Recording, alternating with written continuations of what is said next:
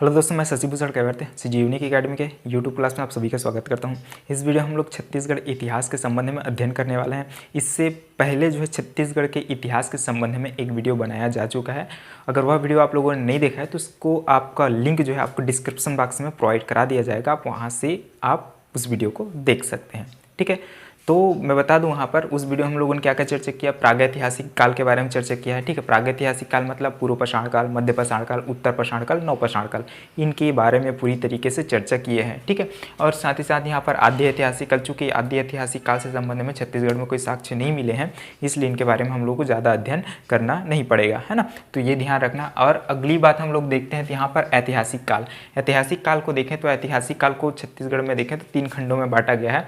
एक तो प्राचीन इतिहास, दूसरा मध्यकालीन इतिहास, तीसरा आधुनिक इतिहास। प्राचीन इतिहास, मध्यकालीन इतिहास और आधुनिक इतिहास, इस तरीके से 3 खंडों में बांटा गया है। जहाँ पर हम लोग प्राचीन इतिहास में हम लोग क्या पढ़ेंगे उसको देखेंगे तो यहाँ पर वैदिक काल के बारे में देखेंगे। प्राचीन इतिहास में क्या देखेंगे तो वैदिक काल के बारे में पढ़ेंगे, और रामायण काल के बारे में पढ़ेंगे, महाभारत काल के बारे में पढ़ेंगे, महाजनपद काल के बारे में पढ़ेंगे, मौर्य काल के बारे में पढ़ेंगे, सातवाहन काल के बारे में पढ़ेंगे, कुषाण वंश के बारे में पढ़ेंगे, मेघ वंश के बारे में पढ़ेंगे, वाकाटक वंश के बारे में पढ़ेंगे, गुप्त वंश के बारे में पढ़ेंगे, राजर्षि तुल्य वंश के बारे में पढ़ेंगे, नल वंश के बारे में पढ़ेंगे, सरबपुरी वंश के बारे में पढ़ेंगे, शैल वंश के बारे में पढ़ेंगे, और पांडु वंश के बारे में पढ़ेंगे, बाण वंश के बारे में पढ़ेंगे, और सोम वंश के बारे में पढ़ेंगे। ये सारे जो है वंश जो है किस काल से संबंधित है तो ये जो है आपका प्राचीन इतिहास से संबंधित है ना। इसका मतलब प्राचीन इतिहास से संबंधित इतने सारे बातें हम लोग अध्ययन करने वाले हैं। ठीक, जहाँ पर हम लोग आज देखने वाले हैं तो क्या देखेंगे तो हम लोग वैदिक काल के बारे में इस वीडियो में हम लोग चर्चा करने वाले हैं। ठीक है,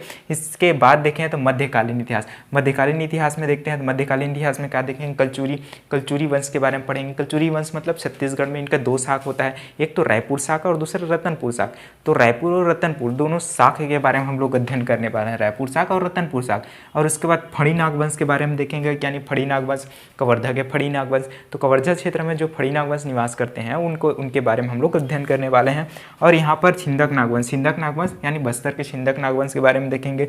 काकती वंश, बस्तर के काकती वंश के बारे में देखेंगे। और सोमवंश यानी कांकेर के सोमवंश के बारे में पढ़ेंगे। ये सारी बातें हम लोग मध्यकालीन इतिहास के संबंध में पढ़ेंगे। ठीक है, ये ध्यान रखना। अगला यहाँ पर आधुनिक इतिहास। आधुनिक इतिहास में क्या देखेंगे, मराठा देखेंगे। मराठा मतलब प्रत्यक्ष शासन, अप्रत्यक्ष शासन, इनके बारे में पढ़ेंगे।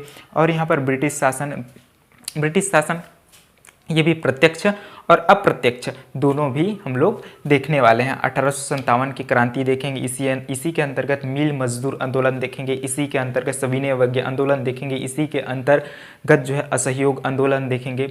ठीक है, तो ये सारी बातें आधुनिक इतिहास के अंतर्गत पढ़ने वाले हैं।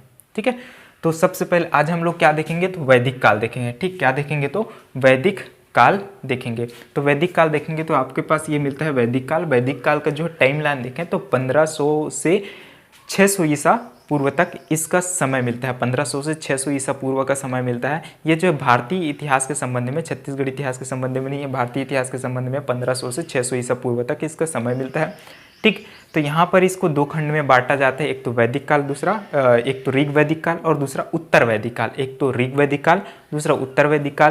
अगर हम लोग इसमें ऋग वैदिक काल में देखें तो ऋग वैदिक काल का कालखंड कितना मिलता है तो 1500 से आपका 1000 ईसा पूर्व के मध्य मिलता है ऋग वैदिक काल। और एक चीज़ ध्यान रखना, ऋग वैदिक काल की रचना किसने की, इनके निर्माता कौन है तो ध्यान रखना, आर्य द्वारा माना जाता है। निर्माता किनको माना जाता है तो आर्यों को माना जाता है। और ये आर्य जो है किस क्षेत्र में निवास करते हैं तो इनका विस्तार क्षेत्र ध्यान रखना, सप्त सैंधव प्रदेश। कहाँ तो सप्त सैंधव प्रदेश। अब ध्यान रखें सप्त सैंधव प्रदेश किसको बोलते हैं तो ये दो ध्यान रखना, ये उत्तरी भारत को जो 7 नदी का जो प्रवाह क्षेत्र है, 7 नदी का जो प्रवाह क्षेत्र है उन क्षेत्र को क्या कहते हैं, सप्त सैंधव प्रदेश कहते हैं।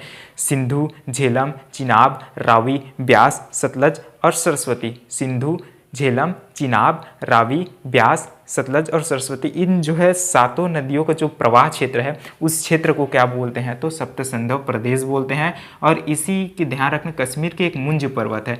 और इसका विस्तार की बात करें तो यानी ऋग्वैदिक काल में जो है जो आर्यों का विस्तार की बात करें तो इनका विस्तार कहाँ से कहाँ तक था, तो इनका विस्तार देखें तो कश्मीर के मुंज पर्वत, कहाँ से, कश्मीर के मुंज पर्वत से विंध्याचल के उत्तर तक, विंध्याचल के उत्तर तक, यानी ये पूरा क्षेत्र में कौन था, पूरा क्षेत्र ध्यान रखना कश्मीर के मुंज पर्वत से विंध्याचल तक इनका विस्तार था, आर्यों का विस्तार था। चूंकि ये देखें तो विंध्याचल पर्वत के उत्तर तक था, जिसके कारण छत्तीसगढ़ में इसका कोई साक्ष्य नहीं मिले हैं, ये ध्यान रखिएगा। ये क्या है, ऋग्वैदिक काल से संबंध में। अगर यहीं पर देखें तो उत्तर वैदिक काल जैसे आता है, और उत्तर वैदिक काल का टाइम लाइन देखते हैं तो 1000 से 600 ईसा पूर्व है। 1000 से 600 ईसा पूर्व यहाँ जो है आर्य जो है, यानी उत्तर वैदिक काल जैसे शुरू होता है उसके बाद जो है आर्य अपना विस्तार क्षेत्र बढ़ाने लगते हैं, और ये मध्य भारत से दक्षिण भारत की ओर, मध्य भारत से दक्षिण भारत की ओर भी क्या करने लगते हैं, आने लगते हैं,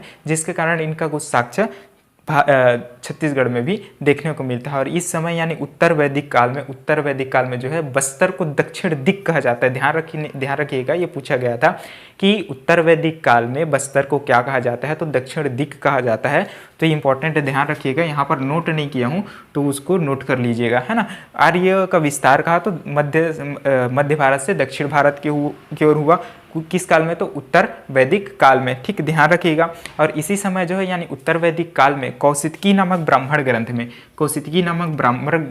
ग्रंथ में विंध्याचल पर्वत, ठीक है, किसका, तो विंध्याचल पर्वत का उल्लेख है।